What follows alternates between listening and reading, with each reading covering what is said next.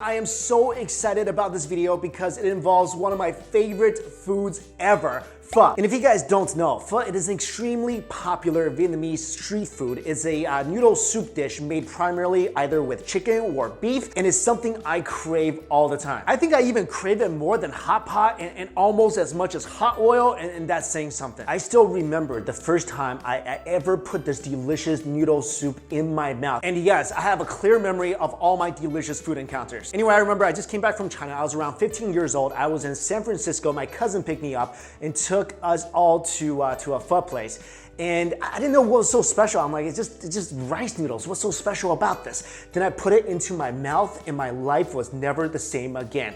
Now, if I don't eat it once a week, I get withdrawals. I think I start to do the pho shake. Now, I know pho is a Vietnamese dish and I, of course, am not Vietnamese, but I got this recipe from my friend's mom who is Vietnamese and she swears by it. So thank you, Brenda's mom. Thank you for this pho-tastic recipe. Okay, I have to do that, I'm sorry. All right, let's get started. Here's all the ingredients you will need. Some cilantro, salt, fish sauce, sriracha, hoisin sauce, rock sugar. You'll need about 10 star anise, 1 cinnamon stick, 4 to 5 bay leaves, about a teaspoon of fennel seeds. You'll need 2 medium onions, about 6 ounces of ginger. And we're doing a beef soup base today, so we have 3 pounds of oxtail. You can also use beef leg bones. We've got about a pound of thinly sliced beef, and you want this sliced as thin as possible. And I love using brisket because it gives me a nice balance of lean and fatty meat. You'll need some lime, rice noodles. I prefer this brand. And for veggies, we have some sprouts, some green onions, and you'll need a big pot to stew everything in. First thing we're gonna do is roast our onions and ginger. All you gotta do is take your onion and just cut that in half.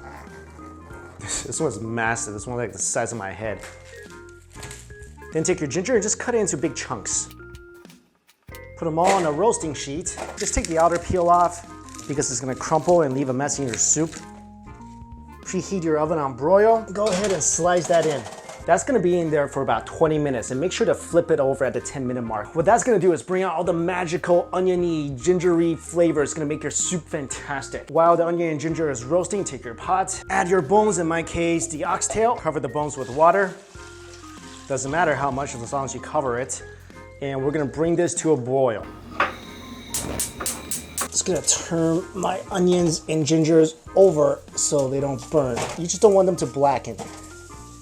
20 minutes up, set it aside and let it cool. And before you put this into your soup, just get rid of some of the burnt outer shells. My oxtail is boiling and you can see all the scum floating on top. We're gonna get rid of all that. We're gonna clean the bones before we start prepping our broth. And a lot of you might be freaking out right now because I am dumping all this out. You see all the scum floating on top, and then on top of the meat and the bones, we're gonna get rid of all that. Look at this. Make sure you clean all that scum out of your pot before you start making your broth. And also, look at the bones. Look how dirty this is. You gotta clean all the bones off so your soup comes out nice and clear. And honestly, just about 10 minutes of boiling this is you're not gonna lose that much flavor. But if you don't do this, your soup is gonna come out very cloudy and it's not gonna be that good. So guys, I want you to fight your instincts. Clean the scum. After you rinse your pot, add 2 gallons of water. Adding your clean oxtail bones. Put it back onto the stove and bring that to a boil. Get a pan heated up on low, toss your spices in, and just cook it for a few minutes to bring out its flavor. After a few minutes, the star anise is anisier, the bay leaves are leafier, and you can take this and put it inside a cheesecloth where you can put it inside a spice bag, and that's where you're gonna toss into your broth.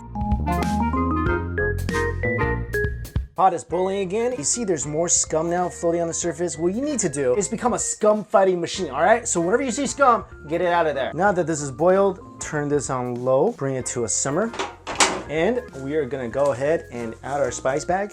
1 inch of yellow rock sugar. You can use regular sugar, but the taste is gonna be just sweet and kind of flat. The flavor profile of yellow rock sugar is much deeper. In goes your onions and ginger that you are roasting in the oven. 2 tablespoons of salt. And this is really important here. This is the essence of the broth. Just remember, do not skimp on the fish sauce. Get a good quality fish sauce. Actually, I have no idea whether this is, I think this is a good brand. This is the most expensive brand they had in the store, but this smells really rotten, so I think that's a good thing. And you're gonna need about half a cup of that. Give it a little mix.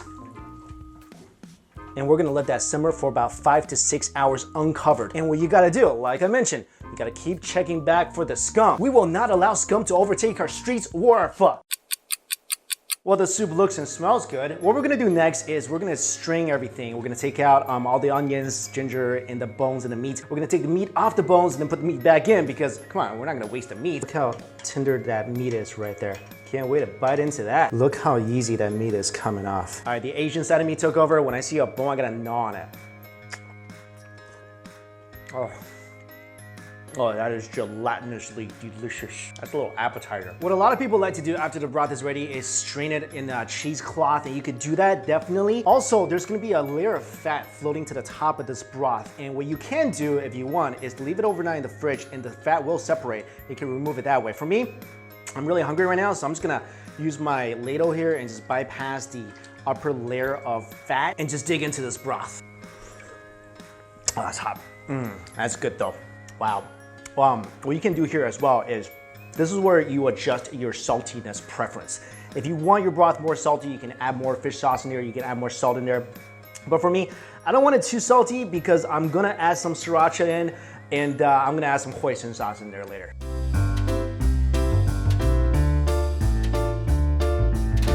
And you can just lay the thinly sliced beef on the noodles itself because the broth is hot enough where it's gonna cook it.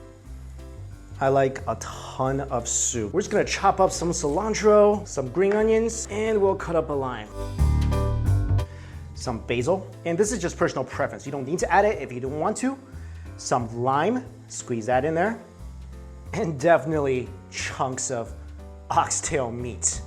Finally, last not least, some bean sprouts to give a little crunch. There you go, beautiful bowl of pho. Ooh, my very first homemade bowl of pho. I feel so accomplished right now.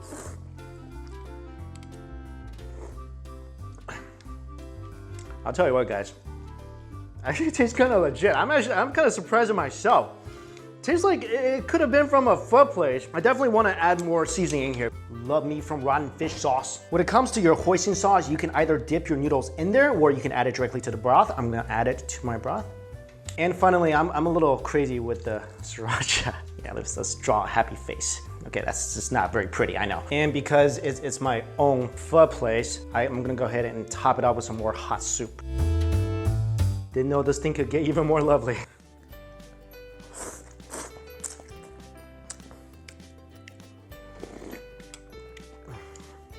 That tastes like a beautiful bowl of pho.